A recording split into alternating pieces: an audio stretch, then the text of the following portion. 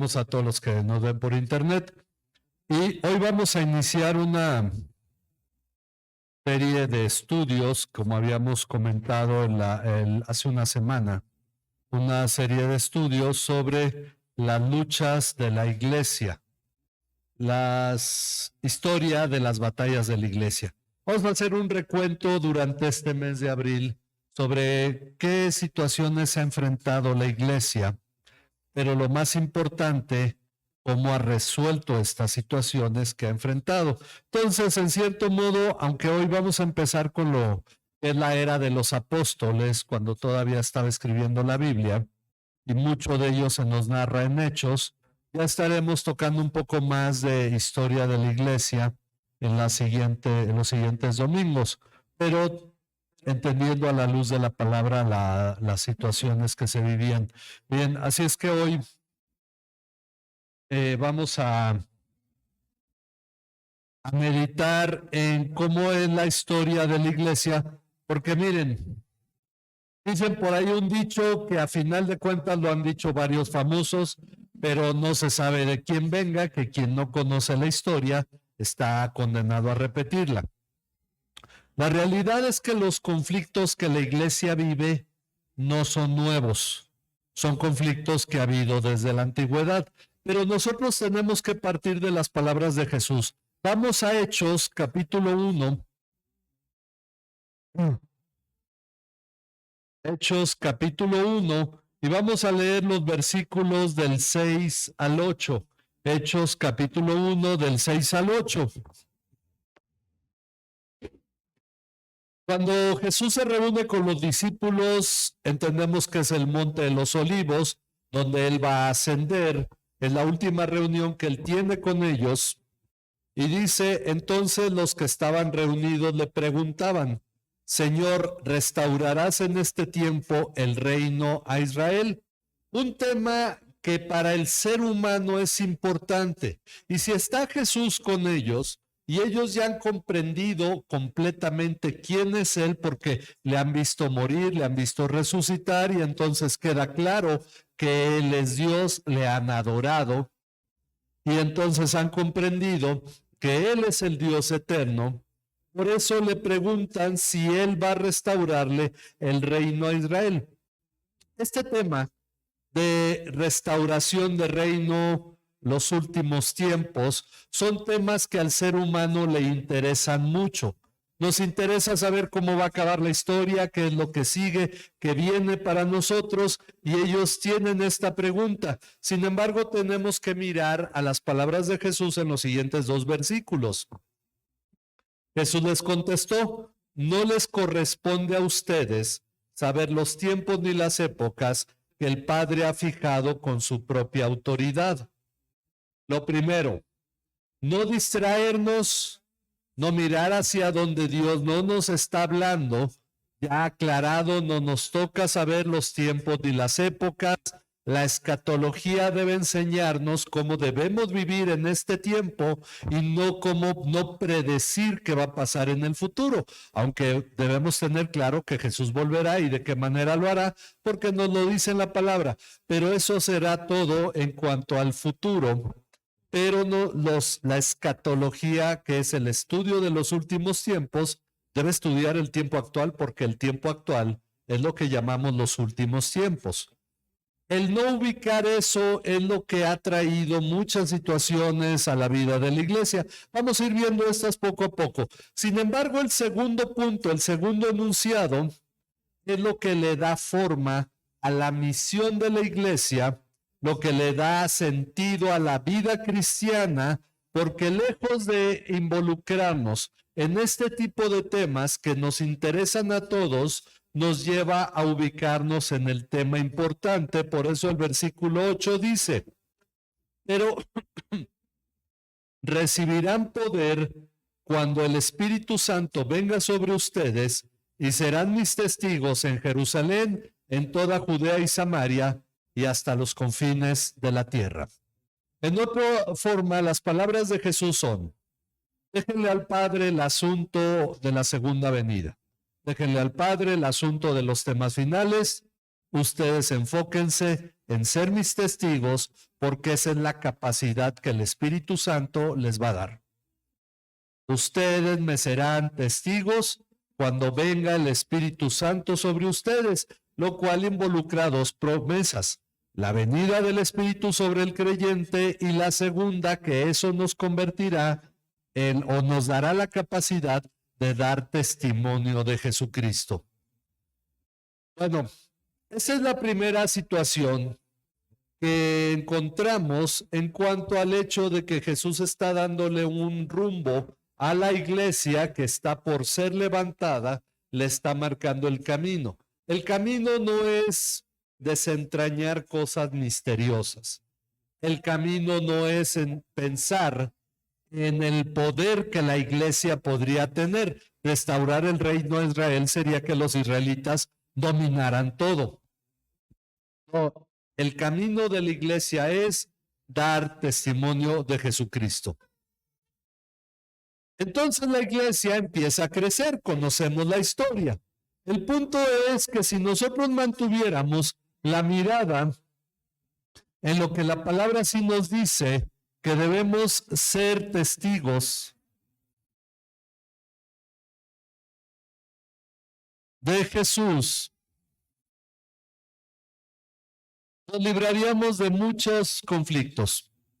Mucha gente habla de ser cristiano, pero cuando se habla de ser cristiano, se habla de pelear contra la injusticia, de ayudar a los pobres, la teología de la liberación, enfocar la cuestión política. Sin embargo, Jesús jamás hizo eso. Sí habló de los pobres, pero jamás fue y peleó con Herodes, ni organizó una marcha, ni organizó un levantamiento, etcétera. No, él hizo su labor enseñando. Una de las cosas importantes es que su reino no es de este mundo, temas que deberíamos de meditar. Pero cuando hablamos de ser testigos de Jesús, ¿qué implica eso? Bueno, lo que implica es la comunión de la iglesia. Hay cosas que tenemos siempre que ir ubicando con el... Miren, hasta la máquina más perfecta, después de estar funcionando, requiere mantenimiento. Hasta los relojes atómicos que se tienen luego en los edificios, estos que se exhiben al público para que vean la hora y todo, requieren ajuste. Todo reloj requiere de cuando en cuando que se ajuste a la hora correcta, porque todo con el uso se va en cierto modo desenfocando, desengastando. Bueno, también nuestra manera de pensar como cristianos en este mundo requiere de cuando en cuando afinarse con la palabra de Dios, porque podemos estar en un tiempo bien ubicados en Cristo y con el paso de los años, con las cosas que van ocurriendo, empezamos a perder el enfoque y tenemos que volver a enfocarnos en la palabra de Dios. Por esa razón, no podemos dejar de leer la palabra, porque aunque estemos bien centrados en un tiempo, las situaciones que enfrentamos, las cuestiones que se viven, nos hacen perder de vista a Cristo y empezamos a ver más las cosas que tenemos por delante. Podríamos decir que eso le pasa a la iglesia.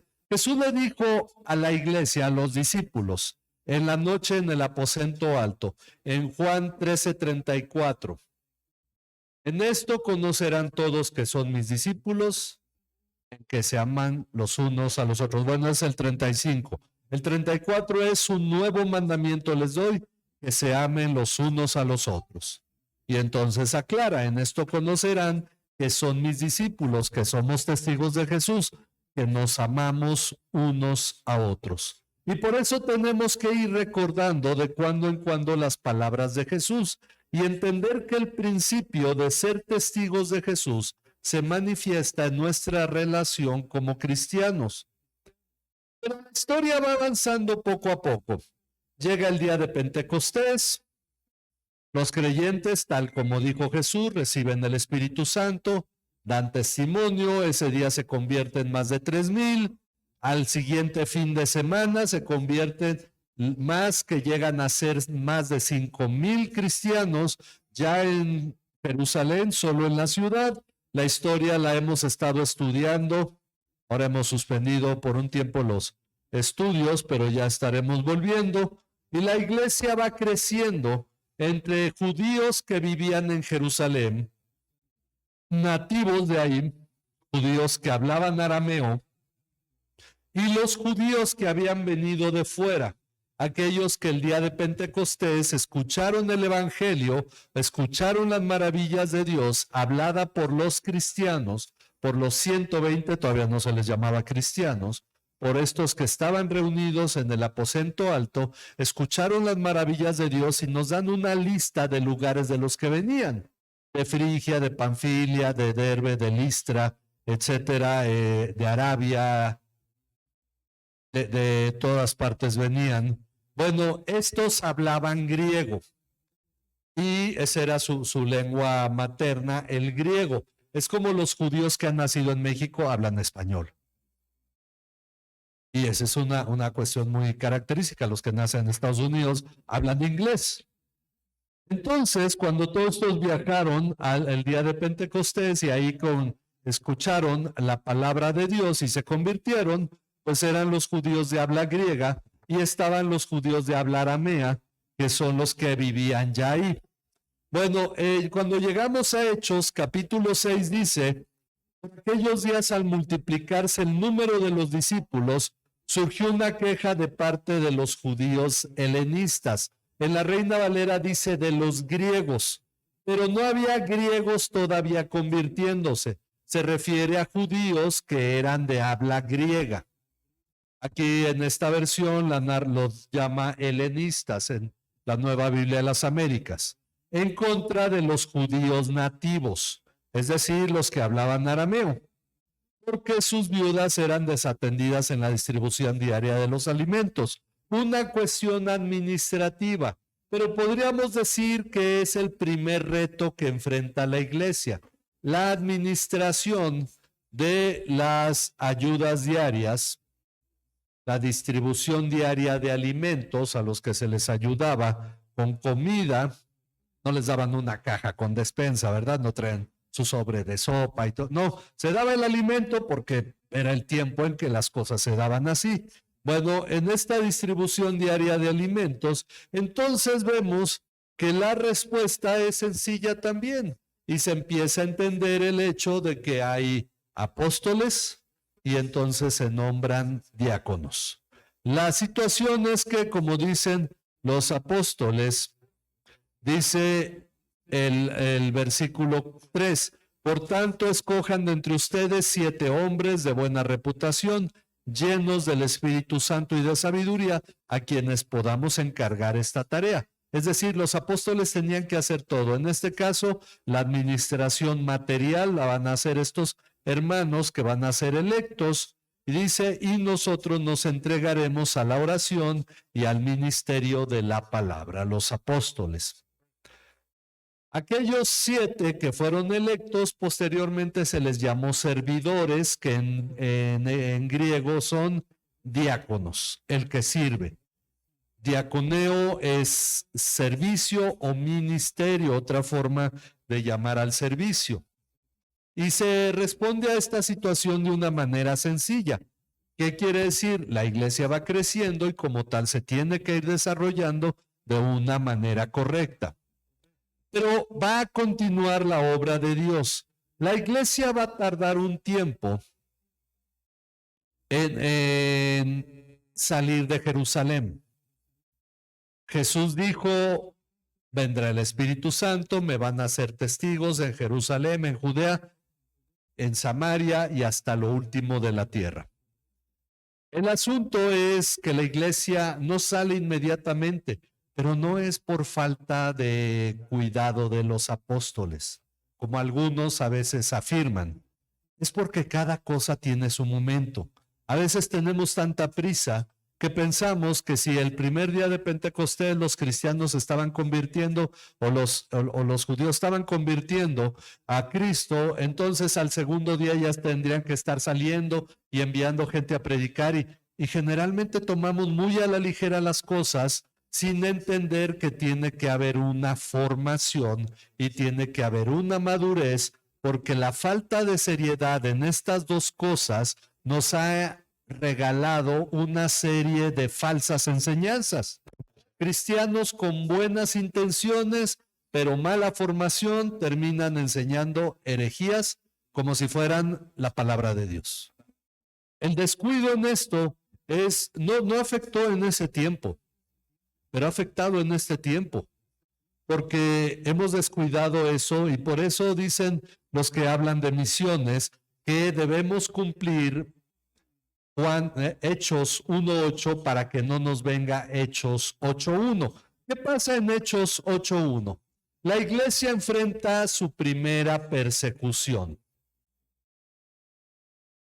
Dice, y Saulo estaba de completo acuerdo con ellos en su muerte. En aquel día se desató una persecución en contra de la iglesia en Jerusalén y todos fueron esparcidos por las regiones de Judea y Samaria, excepto los apóstoles. Bueno, hay que entender algunas cosas. También algunos han dicho que Esteban debería de haberse mantenido en un nivel prudente con su testimonio y no meterse en discusiones y que por andar discutiendo por eso lo mataron y no fue prudente y se han cuestionado cosas en la palabra sin entender, y esto sobre todo viene de parte de aquellos que piensan que la vida cristiana debe ser todo solo bienestar, que la aflicción no es parte de la vida cristiana, pero la Biblia nos enseña lo opuesto. Bueno, el asunto es que Esteban está compartiendo y entra en discusión con un grupo de personas que venían de fuera, judíos de otras partes que hablaban griego, y entendemos que Esteban, que era de estos diáconos, que obviamente los 7 que fueron electos porque hablaban griego. El problema era la distribución del alimento con las viudas de los que hablaban griego, y los que fueron elegidos pues hablaban griego y Esteban era de ellos, y entró hablando con unos que también venían de fuera, judíos que se habían convertido, eran de los llamados libertos, que habían sido llevados cautivos y luego fueron libertados por los romanos, volvieron a Jerusalén, y entonces se hace esta discusión sobre el asunto del templo, sobre el asunto de la ley de Moisés, porque Esteban va entendiendo algo, las cosas van a cambiar. Jesús no vino a fortalecer la ley de Moisés ni el culto en el templo. Los mesiánicos dicen es que él era de la corriente antitemplo.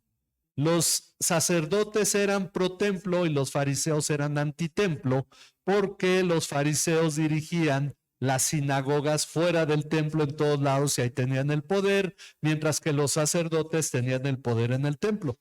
Esto se entiende en términos humanos, pero no es lo que pasa con Esteban.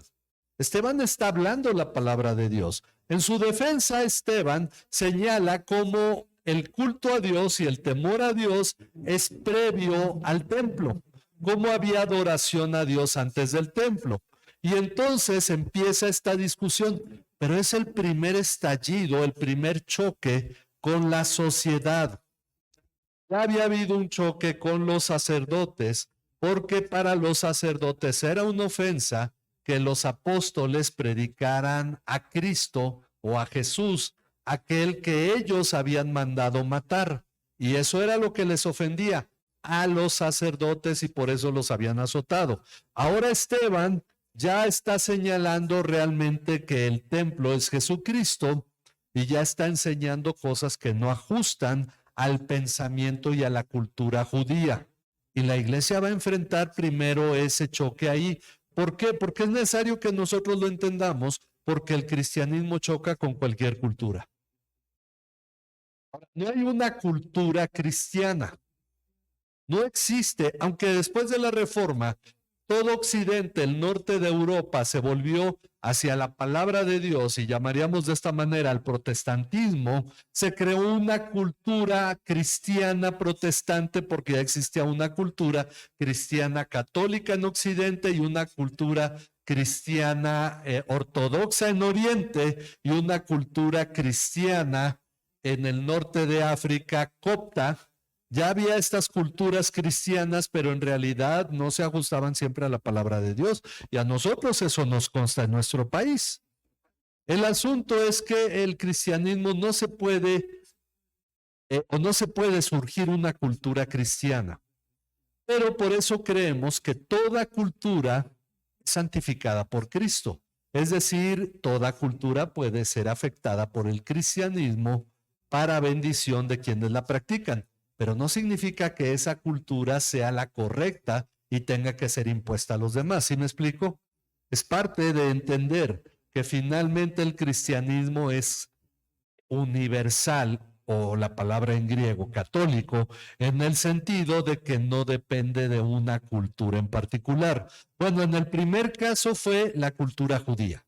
Y el problema de Esteban, o el problema con Esteban más bien para los judíos, es que ya sus enseñanzas, su predicación, no se ajustaban a la cultura judía y por eso lo apedrearon.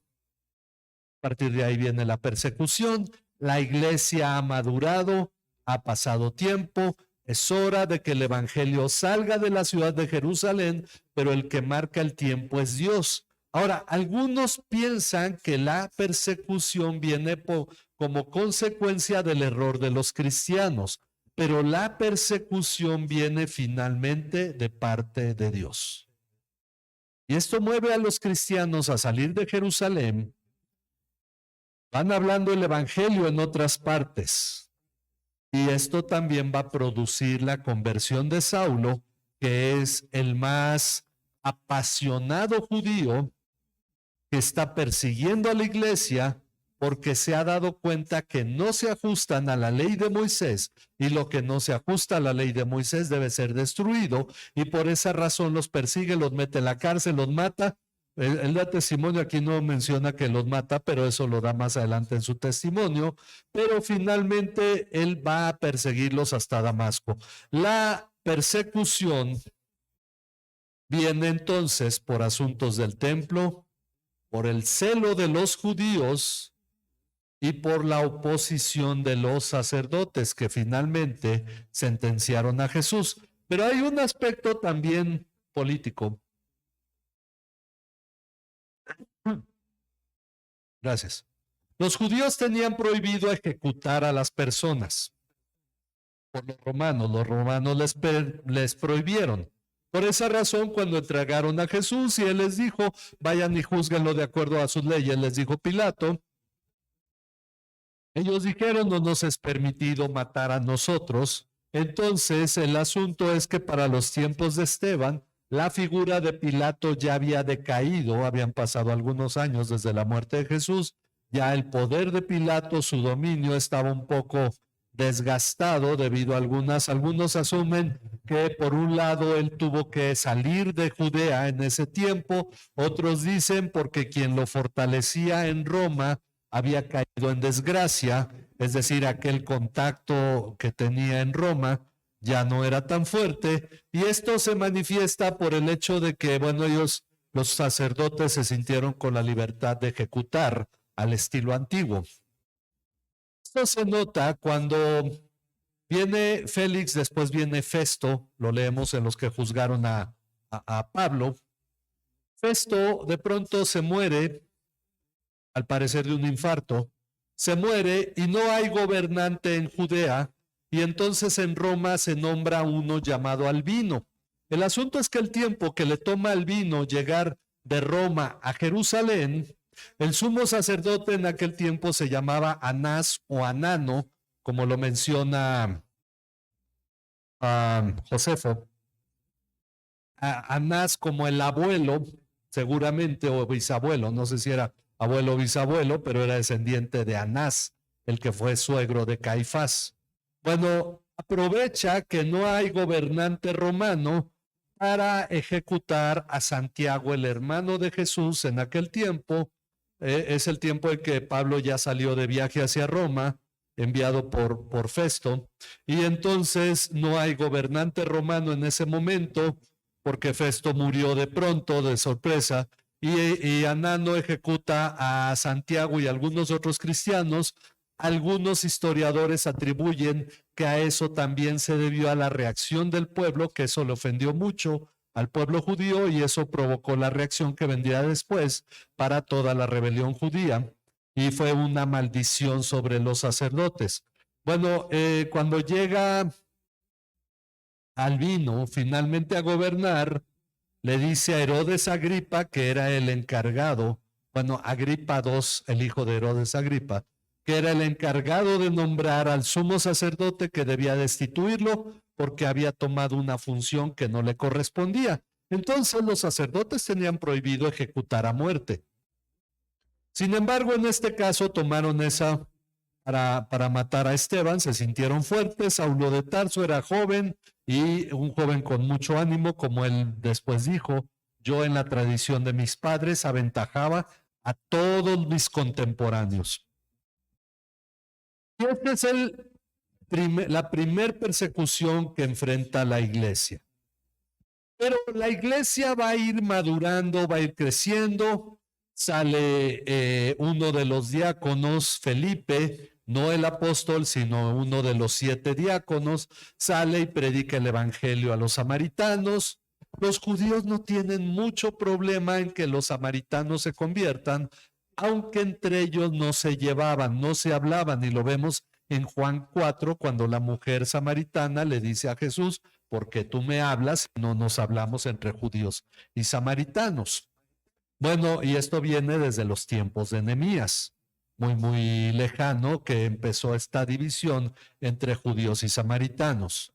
El asunto es que los samaritanos tenían y guardaban la ley de Moisés igual que los judíos. Por eso el hecho de que los samaritanos se conviertan no es un problema para la iglesia. Pero ellos se convierten, se bautizan, pero no reciben el Espíritu Santo hasta que llegan Pedro y Juan, para que se entienda que la iglesia es una sola. No hay iglesia judía e iglesia samaritana. Hay iglesia y punto. En ella hay judíos y en ella hay samaritanos, ya sin distinción. Por eso cuando llegan Pedro y Juan y empiezan a orar por los hermanos que se han convertido, se han bautizado y les imponen las manos, reciben el Espíritu Santo como una manifestación visible de que así como los judíos recibieron el Espíritu Santo, los samaritanos también lo están recibiendo. La iglesia crece aún más. Hay un hombre que no sabemos si era un prosélito o si solamente era un temeroso de Dios, que era eunuco de la reina Candaces en Etiopía. Y este hombre que fue a Jerusalén a adorar, escucha el mensaje de Felipe y se va gozoso a Etiopía y empieza a dispersarse el evangelio en Etiopía también. El evangelio empieza a crecer, salen personas a hablar a otros lados. Pedro, que ha predicado o que ha estado con los samaritanos, después sale a las regiones de Judea a hablar a otros más, llega a Jope, donde resucita a Dorcas, y entonces se queda en casa de su tocayo Simón, el curtidor, y de ahí en Hechos 10 es llamado por Cornelio, a quien se le aparece un ángel y le dice: haz llamar a Pedro, que está en Jope, en casa de Simón curtidor, junto al mar, para que venga y te diga qué debes de hacer. Y entonces Cornelio envía a un soldado, a 2 sirvientes, que traigan a Pedro lo acompañan, si no me equivoco son 6 hermanos, para venir a hablar, porque es necesario que haya testigos, aunque ellos no lo saben, que serán testigos de que Pedro no entiende bien, pero él tuvo una visión que va a cambiar el pensamiento cristiano, le va a dar forma al pensamiento cristiano. Miren, hay que considerar algo en el contexto de todo esto. Los judíos que se convirtieron a Cristo no son llamados cristianos, pero ya podríamos nosotros llamarlos así. Estos judíos cristianos, vamos a ponerle aquí un más, todavía se ven a sí mismos como parte del judaísmo. Van al templo, se reúnen en el templo porque dicen somos judíos y todavía guardan la ley de Moisés porque ellos dicen hemos creído en Cristo y Cristo finalmente practicaba la ley de Moisés y el cristianismo es parte del judaísmo. Cuando viene la confrontación con Esteban es como si se moviera o se removiera un poco un muro que estaba muy sólido y se remueve porque ya empieza a parecer que estos cristianos no se van a ajustar tanto al judaísmo. Luego se convierten los samaritanos y ya empieza a ampliarse. Los samaritanos no van al templo a Jerusalén, empieza la cosa a desajustarse del judaísmo, pero cuando se convierten los gentiles, para los cristianos que en ese entonces todos guardaban la ley de Moisés y eran judíos, es un golpe muy fuerte. Como estos hombres que jamás han guardado la ley de Moisés también reciben el Espíritu Santo. Pero como fue Pedro el que les predicó y hubo evidencia de que ellos se convirtieron y recibieron el Espíritu Santo y había 6 hermanos y los judíos estaban acostumbrados a que 2 o 3 testigos era suficiente testimonio y ahí había 6 hermanos dando testimonio de que estos gentiles que no eran judíos, no tenían la ley de Moisés, se habían convertido. ¿Cómo es que les iban a impedir, si esta era la obra de Dios, que ellos fueran bautizados? Esto es un duro golpe, muy fuerte, que de hecho hay cristianos hoy en día que todavía no lo entienden. ¿Por qué? Porque Cornelio jamás pasó por la ley de Moisés. Cornelio jamás guardó el sábado. Era gentil. Él comía de todo. Él no tenía limitación. Ahora se convierte a Cristo. Entonces los judíos empiezan a pensar, ¿qué debemos hacer? ¿Qué deben hacer ellos? ¿Deben guardar la ley de Moisés? Y entonces empieza esta discusión. Lo primero que se rompe no tiene que ver con la ley de Moisés, sino con la tradición de los ancianos. Pablo en Hechos 10 dice: ustedes saben que para un judío no es permitido entrar en casa de gentiles y comer con ellos. Pero eso no lo dice jamás la ley de Moisés. Eso lo decía la tradición de los ancianos, la tradición judía. A las 3 grandes religiones que no son cristianismo real, les han afectado a sus libros a sus libros sagrados, les han afectado algo. Los musulmanes tienen la Torá, pero tienen algo llamado la Sunna, que son las tradiciones islámicas. Es decir, aparte de tener un libro sagrado, tienen un libro que compuso un grupo de ancianos y que lo tienen que guardar porque es la tradición de los ancianos. Eso ha dividido al Islam en 2, los chiitas, los sunitas, o chiís y sunís. Por alguna razón ahora hay que pronunciarlo diferente.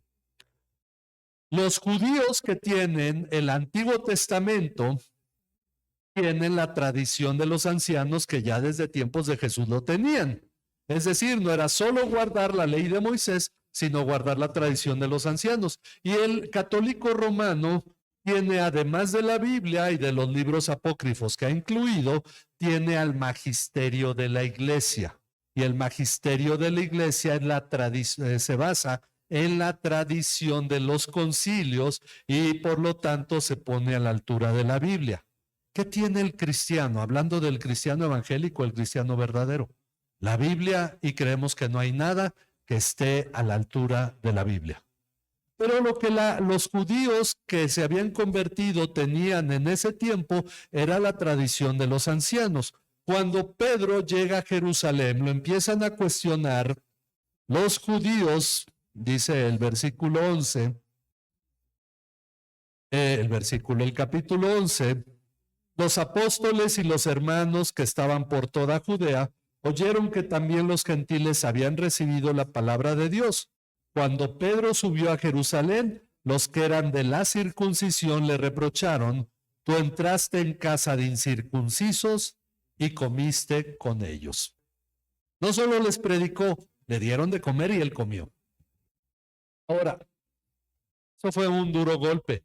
Pero entonces Pedro les da testimonio de cómo ellos recibieron el Espíritu Santo, y también los 6 hermanos que están con él ahí, que de alguna manera Pedro entendió que había que llevarlos, dieron testimonio de esto. Y entonces los cristianos dicen, estos de la circuncisión, y todos dicen: Versículo 18. Al oír esto se calmaron y glorificaron a Dios diciendo, así que también a los gentiles ha concedido Dios el arrepentimiento que conduce a la vida. Pero ahí queda un problema. ¿Qué hacemos con ellos? ¿Qué deben guardar? Ellos tenían que empezar a entender qué cosa era judío y qué cosa era cristiano. Es judío no comer carne de cerdo, pero será también cristiano. Y tuvo que haber un tiempo para asimilar esto. Sin embargo, es interesante que en el capítulo 15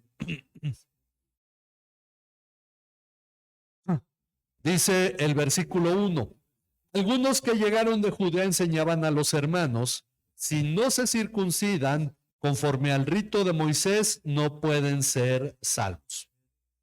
Es decir, tienen que sujetarse a la ley de Moisés. Llegaron algunos, esto quizás de buena fe, diciendo todos los cristianos somos judíos, nos hemos circuncidado. Entonces todos los gentiles que se convierten a Cristo se tienen que circuncidar. Y empezó esta discusión. Dice el versículo 2, como Pablo y Bernabé tuvieran gran disensión y debate con ellos, los hermanos determinaron que Pablo y Bernabé y algunos otros subieran a Jerusalén a los apóstoles y a los ancianos para tratar esta cuestión. ¿Y qué es lo que ocurre? Se forma un concilio en Jerusalén, los ancianos en Jerusalén, los apóstoles, los hermanos cristianos están reunidos en Jerusalén para tratar este asunto. Y entonces Pedro da su testimonio nuevamente. Después habla Santiago, versículo 19 de aquí de Hechos 15. Dice Santiago, el hermano de Jesús, el apóstol, ya había muerto. Dice, por tanto, yo opino que no debemos molestar a los que de entre los gentiles se convierten a Dios, sino que les escribamos que se abstengan de cosas contaminadas por los ídolos, de fornicación, de lo estrangulado y de sangre. ¿No hay ni siquiera un día de reposo que guardar? No se les está pidiendo que guarden la ley de Moisés. No se les está pidiendo que no coman ciertos alimentos. Que se abstengan de cosas contaminadas por los ídolos, de fornicación o de inmoralidad, de lo estrangulado, de animales ahogados, dice en la Reina Valera, y de sangre. El asunto de la sangre pues viene desde Noé, cuando Dios le dijo a Noé, la carne con su sangre no la comerás, porque en la sangre está la vida. Bueno, eso ya lo explica después en la ley de Moisés. En la sangre está la vida, en la sangre, así es que no se debe comer la carne con sangre. Eso ya viene desde aquel tiempo, lo reiteran aquí en el Concilio de Jerusalén, pero eso es todo lo que se pide. No se pide que guarden el sábado, no se pide que se circunciden, no se pide que guarden la ley de Moisés. Ellos jamás lo practicaron. No podemos decir que entonces se les pida o tienen que entrar en la ley de Moisés y luego hacer una separación de cosas. Un despapalle que se ha hecho a lo largo de la historia y que muchos no han entendido. El nuevo pacto ya no depende de la ley de Moisés, sino depende de lo que llamamos la ley de ¿quién? ¿Cómo la llama la palabra?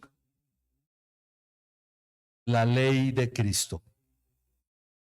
En Romanos 7, Pablo habla de la ley del pecado, habla de la ley y se refiere a la ley de Moisés.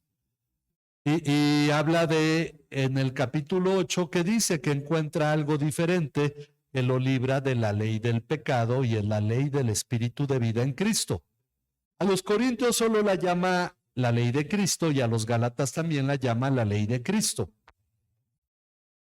Por lo tanto, nosotros estamos ahora en lo que se llama la ley de Cristo. Y Pablo tiene que escribirle a las iglesias sobre esto para entender la diferencia. El problema es que los gálatas finalmente fueron seducidos a volverse a la ley de Moisés. Y por eso en el capítulo 4, Gálatas 4, es interesante como él lo señala. En el capítulo 4, versículo 21. Díganme los que desean estar bajo la ley. ¿No oyen a la ley? Es decir, esto es para aquellos que se querían volver a la ley de Moisés, más bien querían entrar a la ley de Moisés, porque ellos no habían sido judíos, eran de Galacia. Y entonces habla de esta diferencia entre Agar, la concubina de Abraham, y Sara, la esposa de Abraham, las cuales tuvieron un hijo cada una de ellas de Abraham, descendiente de Abraham, y entonces señala que Agar es la Jerusalén actual que está en esclavitud porque Agar era una esclava.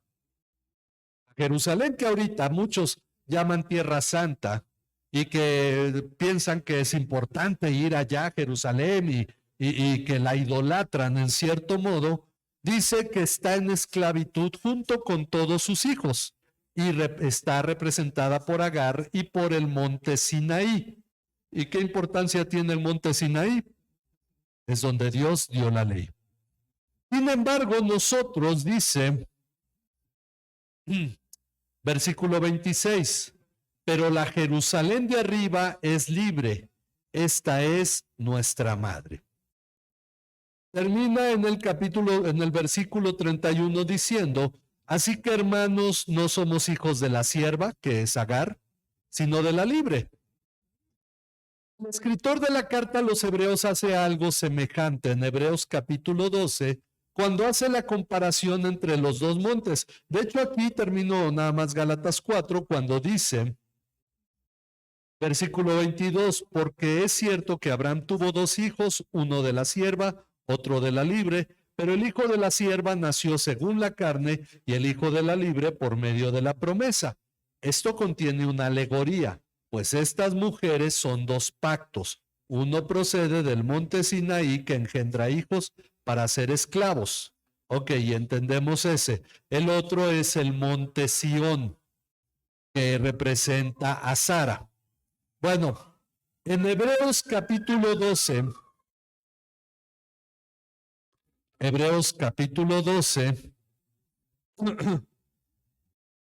en el versículo 16 dice, porque ustedes no se han acercado a un monte que se puede tocar.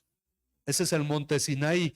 Toda la descripción posterior, para no alargarme mucho, es la descripción que el libro de Éxodo y parte de Deuteronomio hacen del día que el pueblo de Israel se acercó al monte Sinaí, Dios apareció, les habló y les entregó la ley. Un monte de miedo, dice, ustedes no se han acercado a un monte que se puede tocar, ni a fuego ardiente, ni a tinieblas, ni a obscuridad, ni a torbellino, ni a sonido de trompeta, ni a ruido de palabras tal, que los que oyeron rogaron que no se les hablara más, porque ellos no podían soportar el mandato. Si aún una bestia toca el monte, será apedreada. Tan terrible era el espectáculo que Moisés dijo, estoy aterrado y temblando.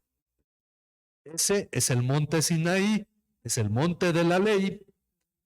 Yo cuando veo una iglesia que se llama Iglesia Monte Sinaí, me pregunto, ¿qué estaba pensando el pastor? ¿Que acaso no lee la palabra? Pero bueno, o también está la iglesia Oreb, hay una muy famosa en la Ciudad de México, ¿no? Dice versículo 22, en cambio, ustedes en cambio se han acercado al monte Sión, la ciudad de Dios vivo, la Jerusalén celestial, y entonces empieza a hacer una descripción de ello. ¿Cuál es el punto que tocan tanto Pablo como el escritor de la carta a los Hebreos? Que si somos sensatos entendemos que no son el mismo. Es el hecho de que el cristiano ya no vive bajo la ley de Moisés, sino que vive bajo la ley de Cristo, porque el sentido de la ley que sigue vigente, porque la ley sigue acusando al ser humano, como dice en 1 Timoteo 1:9, la ley fue dada por los pecadores. La ley fue dada por causa de las transgresiones, dice Gálatas 3.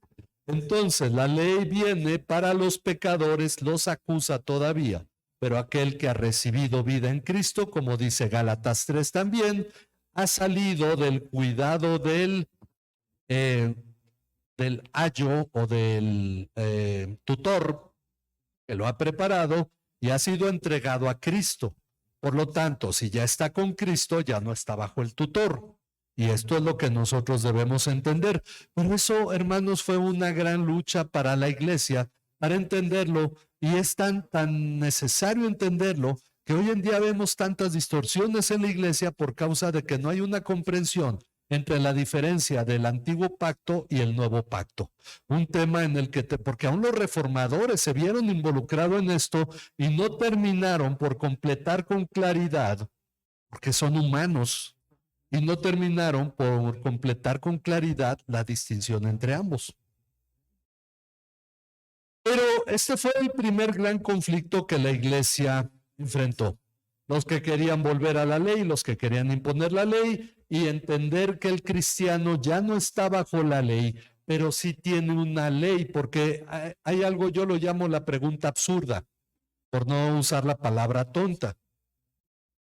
La pregunta es esta: si entonces no estás bajo la ley de Moisés, ya puedes matar, ya puedes adulterar, ya puedes tener otros dioses. Es una pregunta muy tonta, porque entonces significa que el cristiano no hace esas cosas porque las tiene prohibidas, pero si no las tenía prohibidas, las haría. No, el asunto es que no las hacemos, no porque la ley nos diga que no, sino porque lo que ahora en Cristo tenemos nos dice: amarás al Señor tu Dios con todo tu corazón, con toda tu alma, tu mente y tus fuerzas, de tal modo que yo no tendré otros dioses. Amarás a tu prójimo como a ti mismo y amarás a los hermanos en Cristo como Cristo te amó. Por lo tanto, no daré falso testimonio, y porque lo que me impulsa a no hacer esas cosas es precisamente el amor. Amor a Dios, amor al prójimo, amor a mis hermanos en Cristo. ¿Por qué ha cambiado el sentido de todo esto? ¿Por qué razón? Porque ahora tenemos el Espíritu Santo. A quienes les fue dada la ley de Moisés, no tenían el Espíritu Santo. Bueno, esta manera de ver las cosas nos va a ayudar en todo el recorrido que vamos a tener hasta el tiempo actual. Por eso me metí un poco en esto ahora, pero vamos a ir señalando lo que viene después. El segundo conflicto fue que los gentiles se convirtieron. El primero ya lo vimos, el asunto entre los que hablan griego, los que hablan arameo. Bueno, los gentiles se convierten, se hace el concilio de Jerusalén. Finalmente, la iglesia está empezando a entender que seas judío o no, ya no hay importancia en el cristianismo, como dice la palabra, ya no hay judío y griego, en eso no hay distinción. Hombre y mujer, no hay distinción. Cada uno es creyente sin importar en qué etnia nació, y cada uno puede ser creyente sin importar si es hombre o es mujer. Esclavo o libre tampoco, porque los esclavos pueden ser cristianos, los libres pueden ser cristianos, y si hay una fe de la cual se pueda hablar la equidad, es el cristianismo. Porque los esclavos cristianos eran llamados a obedecer a sus amos cristianos y a los amos no cristianos. No los obedecían por ser cristianos, sino porque eran sus amos. Porque al cristiano les es llamado a obedecer o a someterse a la autoridad, sea justa o injusta, porque finalmente entendemos el sentido de que todo cristiano es valioso, sin importar de qué clase social es, sin importar de qué grupo étnico es, ya no hay distinción en ello. Digamos que en cierto modo, aunque no todo siempre es resuelto al 100%, siempre quedará gente con sus ideas. Quedó un grupo llamado los ebionitas, que eran los que estaban abogando por los pobres, pero imponían la ley de Moisés. Hay una cosa importante: judíos como Pablo, como Santiago, todavía guardaban la ley de Moisés, pero habían creído en Cristo, y lo hicieron hasta el último día de su vida aquí en la tierra.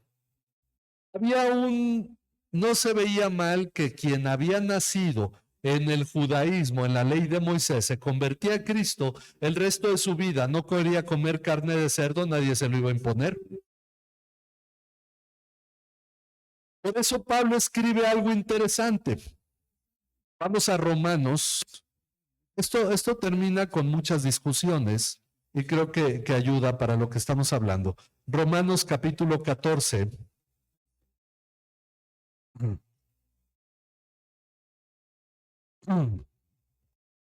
Dice el versículo 5. Bueno, vamos a ver desde el versículo 1 para darle una idea completa. Acepten al que es débil en la fe, pero no para juzgar sus opiniones. Uno tiene fe en que puede comer todo. Cristiano gentil come de todo. Pero el que es débil solo come legumbres. Incluso no necesariamente por el judaísmo, tal vez por las ideas orientales también. El que come no desprecie al que no come, y el que no come no juzga al que come, porque Dios lo ha aceptado. Ok, yo soy cristiano, pero quiero solamente comer vegetales. Nadie te va a imponer que a fuerzas comas carne. Lo llama débil, débil en la fe. ¿Por qué? Porque todavía está sujeto a la idea de que si come carne va a ser malo. Dice, ¿quién eres tú para juzgar al criado de otro? Para su propio amo está en pie o cae. En pie se mantendrá porque poderoso es el Señor para sostenerlo en pie. Luego dice el versículo 5, uno juzga que un día es superior a otro. Otro juzga iguales todos los días. Cada cual esté plenamente convencido según su propio sentir. Es decir, tienes que tener una convicción en esto, ¿ok? El que guarda cierto día para el Señor lo guarda. Quienes tienen la Reina Valera aquí, hay una frase que no aparece en las demás versiones. Dice que el que no lo guarda o el que juzga todos los días iguales, para el Señor no lo guarda. Así dice ahí. Esto los que están leyendo en la Reina Valera es el versículo 6. Sí, ¿verdad? Ok, aquí nada más dice el que guarda cierto día para el Señor lo guarda. Pero entendemos en la Reina Valera que si yo considero todos los días iguales, lo hago para Dios. ¿Quiénes dicen? El domingo es el día del Señor. Bueno, pues si esa es tu convicción y tú quieres consagrarte en el día domingo para no hacer ciertas cosas, hazlo. Pero si tú dices todos los días son días del Señor porque Dios es Dios de todos los días, no para el Señor. No hay discusión en eso, porque en la ley había días que separar y en la ley de Cristo no. Pero si alguien tiene en su corazón el deseo de apartar un día especial para Dios, que así sea. Porque dice, el que guarda cierto día para el Señor lo guarda, el que come para el Señor come, pues da gracias a Dios, y el que no come para el Señor se abstiene y da gracias a Dios. Fin de la discusión. Y algunos consideran que el sábado hay que glorificar a Dios, pues glorifíquenlo el sábado. Pero no puedes señalar a otros que lo hagan también pensando que ese día es una imposición para todos. Pero si tú has dispuesto en tu corazón que un día es para adorar a Dios, lo así. Pero dice, cada uno esté plenamente convencido. Pero es obvio. Si tú crees que todos los días son iguales, todos los días tienes que glorificar a Dios. Digo, tampoco es para que no hagas nada, ¿verdad? Bueno, el conflicto que llega después de esto, ya pasando el tema de la ley, y que finalmente podemos leer en Hechos que va como quedando atrás, viene el tercer conflicto que es el más fuerte y prevalece hasta nuestros días y que lo vamos a llamar el sincretismo. Los que han estado en el curso 4, que ya confiamos el próximo domingo continuar las clases, hemos hablado del sincretismo. El sincretismo es la combinación de dos formas de pensamiento para generar una más. El sincretismo que se da primero fue el sincretismo entre el pensamiento hebreo y la Biblia. Porque el pensamiento hebreo no necesariamente se ha generado en la Biblia.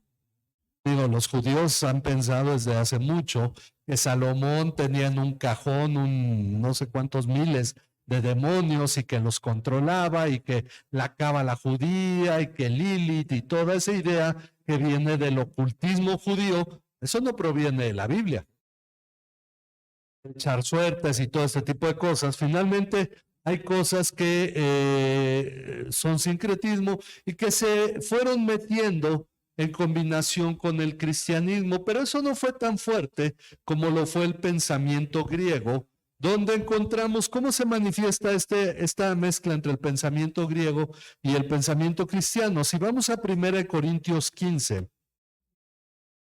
1 Corintios 15, el apóstol Pablo primero hace un resumen del Evangelio y señala que Jesús resucitó. Dice el versículo 12, ahora bien, si se predica que Cristo ha resucitado de entre los muertos, ¿cómo dicen algunos entre ustedes que no hay resurrección de muertos? Y si no hay resurrección de muertos, entonces ni siquiera Cristo ha resucitado. Los griegos creían en la antigüedad que los dioses pelearon con los titanes. Los dioses le ganaron a los titanes y encerraron a los titanes en el monte llamado el Tártaro. De ahí que a los pueblos más violentos les llamaban los tártaros porque decían que eran como demonios salidos del Tártaro. Bueno, en esta idea, la religión griega formó la idea de que un hijo de Zeus, cuyo nombre no recuerdo ahorita, además de que tuvo hijos regados por todos lados, ¿no? Bajó a pelear contra los titanes y los titanes lo agarraron y se lo comieron. Cuando los dioses vencen a los titanes, los queman y de las cenizas, es decir, de la asesina, pero bueno, ya ahorita vamos a comer, ¿verdad? Pero de las cenizas surgen los hombres, el cuerpo corresponde a los titanes, pero el alma que hay en el hombre procede del hijo de Zeus. Eso es una parte religiosa. Siglos después vienen los filósofos, entre ellos los más destacados, Sócrates, Platón y Aristóteles. Sócrates maestro de Platón, Platón maestro de Aristóteles, y Aristóteles de hecho fue maestro de Alejandro Magno. Bueno, Platón, tomando la idea de esta religión griega, piensa, porque ya lo creían desde la antigüedad los griegos, el alma es buena. Esto lo llama el mundo de lo ideal. Lo ideal no se puede tocar, el alma no se puede tocar. Lo bueno, lo bondadoso de la vida no se puede tocar. Por el otro lado está el mundo de lo material o sensible, lo que sí se puede sentir. Y esta idea va a afectarnos a todos nosotros hasta nuestros días. El alma es buena y lo sensible es terrenal, es malo. De ahí que muchos traducen pasajes como Romanos 8, cuando habla los que andan conforme a la carne y no conforme al espíritu, los que andan conforme al espíritu y no a la carne, más con un pensamiento griego que con un pensamiento cristiano.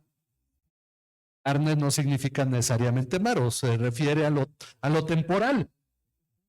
A lo temporal, y vivir para lo temporal es muerte. Pero no pensamos que lo carnal todo sea pecado. Hay cosas buenas en lo carnal, como el alimento, como el bañarnos y cosas que son carnales, pero no debemos vivir para ellas, debemos vivir para lo del espíritu. Bueno, pero la idea que toma Platón finalmente le da un concepto filosófico a lo que era un concepto religioso. Así es que si el cuerpo es malo y el alma es buena, cuando el cuerpo muere, el alma queda libre. La pregunta es, si el alma se ha librado del cuerpo malo, ¿por qué querría volver a él? Por lo tanto, los griegos no creían en la resurrección, pero sí creían en la reencarnación, porque la idea era que había cuerpos buscando atrapar almas y una vez que el alma volvía a ser atrapada por otro cuerpo, esa alma volvía a encarnar. Entonces, ese es el principio de la reencarnación en Occidente. Está el principio de la reencarnación en Oriente, porque acá por lo menos reencarnan en seres humanos, pero en Oriente reencarnan hasta en gusanos. Por eso los monjes tibetanos no cavaban con palas, porque si había un gusano, a lo mejor era un abuelo o tatarabuelo y lo estaban mochando y tenían que escarbar con las manos. Entonces, estas son ideas que han marcado culturas. Por eso no hay una cultura en sí cristiana.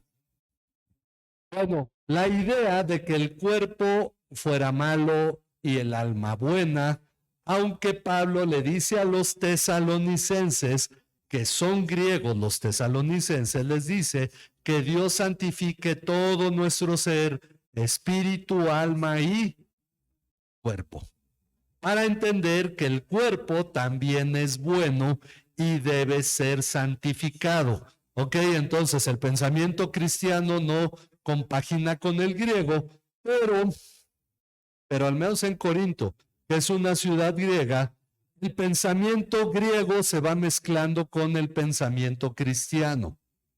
Y entonces enseñaba que no había resurrección. Por el otro lado, cuando leemos pasajes como Primera de Juan 3, algunos tienen una interpretación un poco fantasiosa. Primera de Juan 4, perdón.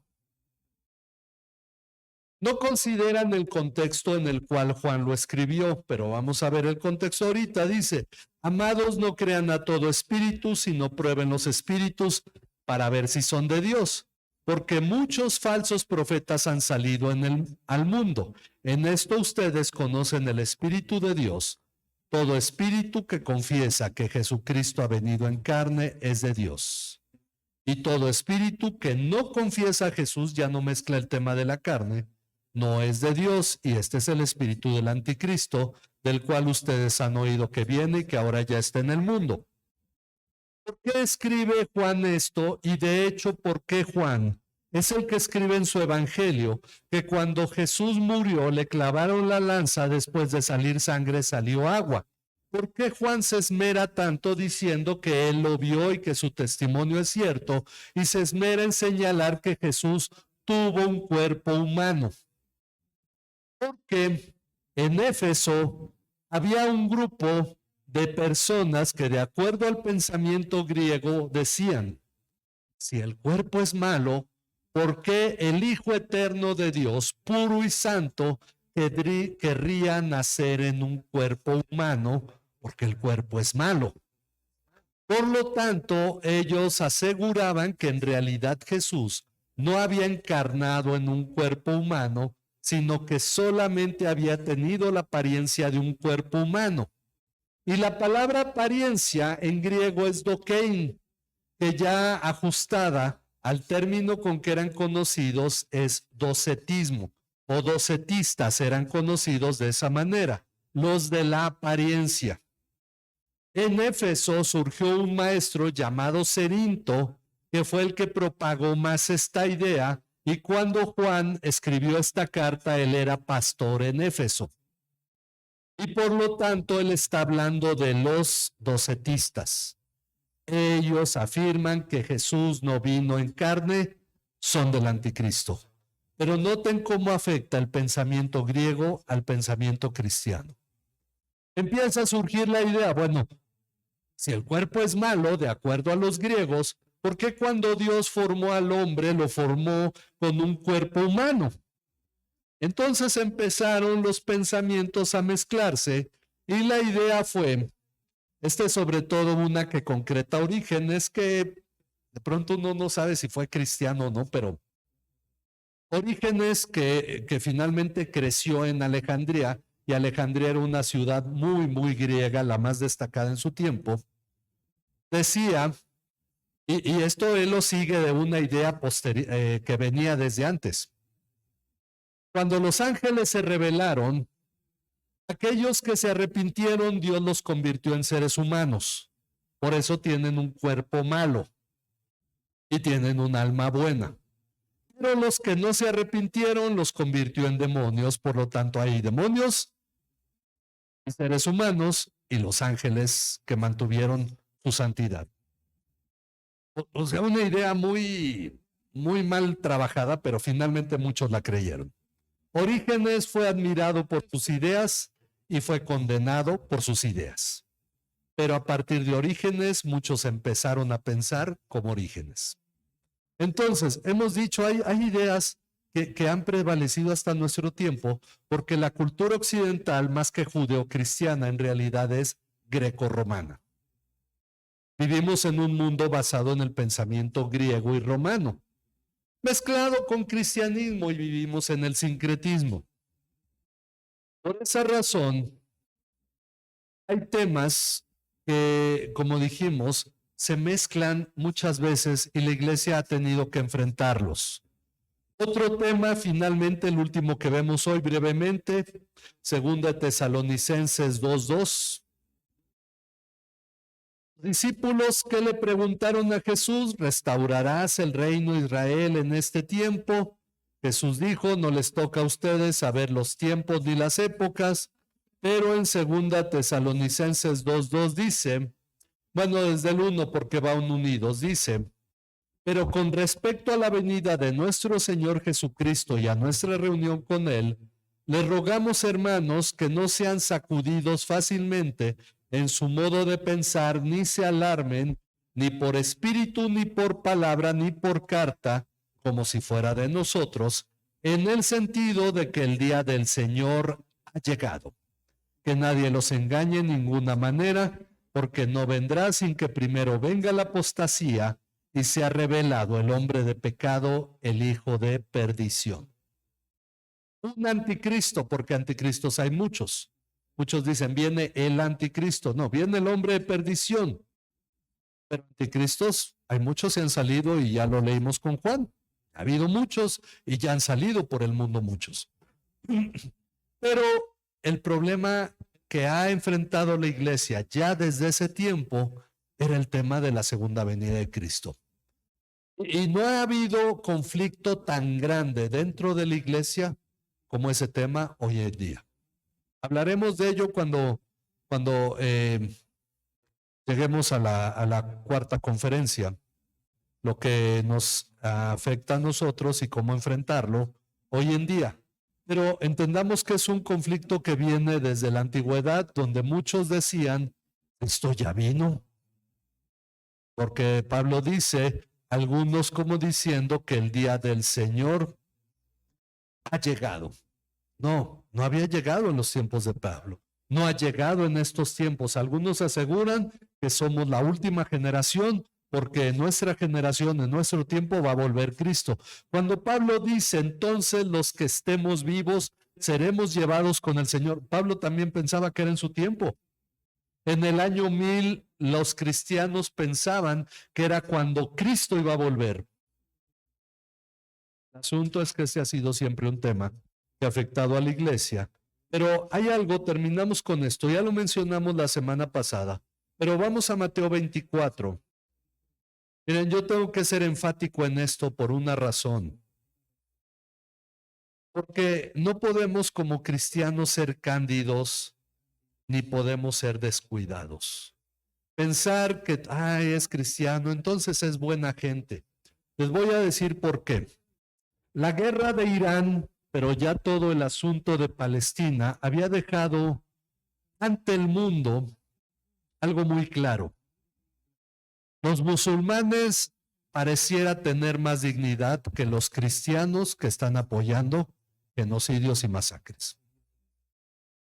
Lo que pasó en la Casa Blanca ha dejado como si ese fuera el cristianismo y todos los enemigos de Cristo están usándolo para decir, esos son los evangélicos, por algo no reconocen al Papa, porque son fanáticos, porque dicen tonterías, porque aman la sangre y la guerra. Y el cristiano verdadero se llevan entre todo eso. Porque los mismos que hoy en día envían cohetes o armas de fósforo blanco que está prohibido, pero es un polvo que dispara en el aire y que cae a todo mundo para quemarlos y se ha echado en Palestina y en Líbano, es pagado por los mismos que en Estados Unidos dicen, yo he nacido de nuevo y soy de Cristo. y apoyan ese tipo de acciones. Pues el cristianismo está siendo dejado en vergüenza ante los ojos de todo el mundo. Porque hay una cosa que sí es muy cierta. La mayoría de los cristianos hoy en día son ignorantes de la palabra de Dios. Y eso está avergonzando al cristianismo en todo el mundo. Uno dice, ¿dónde queda la verdadera fe? Porque los que se levantan el cuello en este tiempo son los que dicen, ya ven, por eso debemos seguir al Papa. Uno dice, ¿y dónde queda el cristiano? No, el cristiano es para cantar, para brincar, para hacer conciertos, pero de la Biblia no sabe nada. Sin embargo, en Mateo 24, versículo 4 y 5, dice Jesús, tengan cuidado de que nadie los engañe. Lo vimos la semana pasada, ¿se acuerdan?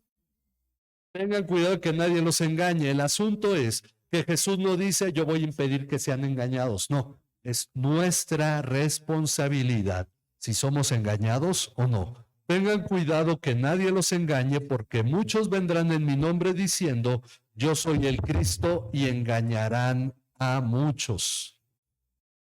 Yo soy el Cristo y engañarán a muchos. Versículo 11. Se levantarán muchos falsos profetas y a muchos engañarán. Engaño habrá mucho. Versículo 23 al 25. Entonces, si alguien les dice, miren, aquí está el Cristo o allí está, no lo crean. Porque se levantarán falsos cristos y falsos profetas y mostrarán grandes señales y prodigios. No dice que mostrarán señales y prodigios engañosos. Mostrarán grandes señales y prodigios para así engañar, de ser posible, aún a los escogidos.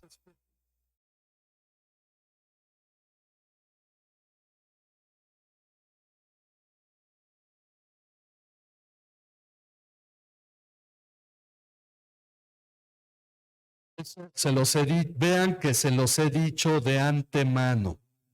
Por tanto, si les dicen, miren, Él está en el desierto, no vayan. O miren, Él está en las habitaciones interiores, no les crean.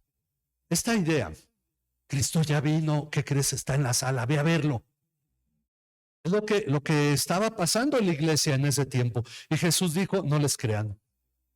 Porque el Hijo del Hombre va a venir, así como el rayo sale del oriente y hasta el occidente, si vendrá el Hijo del Hombre en su día, de pronto. Ahora, lo que nosotros debemos entender es esto. Finalmente, lo que el mundo pueda pensar del cristiano no es tan relevante, sino lo que el mundo piensa del Dios en el que creemos. El nombre de Cristo es vituperado por el mal testimonio de los cristianos. Y nosotros tenemos que entender que la iglesia, como ya lo vimos desde sus inicios, ha enfrentado luchas y batallas. La próxima semana, si Dios nos permite, vamos a estar hablando de cómo la iglesia tuvo que enfrentar la falta de un acuerdo claro sobre ciertas doctrinas acerca de Cristo, acerca de la Trinidad, acerca de la naturaleza de Cristo. ¿Cómo se desarrolló la historia? Porque nosotros tenemos que entender que la iglesia ha estado viviendo constantemente en batallas y que hay siglos de historia detrás que muchos cristianos ignoran. Así es que esto yo espero que sirva para que nosotros seamos conscientes de cómo debemos vivir en este mundo. Vamos a orar, vamos a ponernos en las manos de Dios y inclinen ahí sus rostros. ¿Y por qué cosa vamos a orar? Precisamente por estas palabras de Jesús. Miren que nadie los engañe. Y vamos a pedirle a Dios que nos guarde del engañador, que nos guarde de aquel que es el enemigo de nuestras almas y que nos puede hacer caer en el engaño pensando que estamos en lo correcto. Padre, te damos gracias porque entendemos que la iglesia a lo largo de su historia ha enfrentado situaciones difíciles, ha enfrentado persecución, ha enfrentado acusaciones falsas, ha enfrentado desacuerdos, ha enfrentado rebeliones, ha enfrentado muchas cosas, Padre, que nosotros no estamos exentos de ellas, Señor. Por eso, Padre, entendemos que tenemos que ser sabios y atender a las palabras de tu Hijo Jesucristo que nos dice, miren, cuiden que nadie los engañe. Para que nosotros, Padre, podamos ser luz en verdad en este tiempo que el cristianismo está siendo arrastrado por una idea equivocada, Señor, por la idea de que el cristianismo es ignorante, por la idea de que el cristianismo es violencia, por la idea de que el cristianismo finalmente es falso, porque solamente ha generado odio, Señor. Padre, nosotros sabemos que todo esto es lo que el mundo ha provocado, Señor, al entrar dentro de la iglesia y engañar a muchos, Padre. Por eso te pedimos que haya sabiduría en nosotros, Señor, para que todas las cosas que nosotros creemos y que aseguramos creer, Padre, en verdad las podamos meditar a la luz de tu palabra para poder tener una convicción clara de que las cosas que creemos, Señor, no es solo porque estén en nuestra mente, sino porque en verdad tú lo has dicho en tu palabra, porque en verdad hay una base firme, sólida para lo que creemos, Señor, y de esa manera glorificar tu nombre. Te damos toda la honra y la gloria y gracias por permitirnos meditar en tu palabra en este día. Gracias por la vida de cada uno de mis hermanos que escuchan tu palabra y la ponen en práctica. En el nombre de tu Hijo Jesucristo, nuestro Señor y Salvador. Amén. Amén. Que a Dios sea la gloria, hermanos. Nos despedimos de quienes nos ven por internet y vamos a ponernos de pie para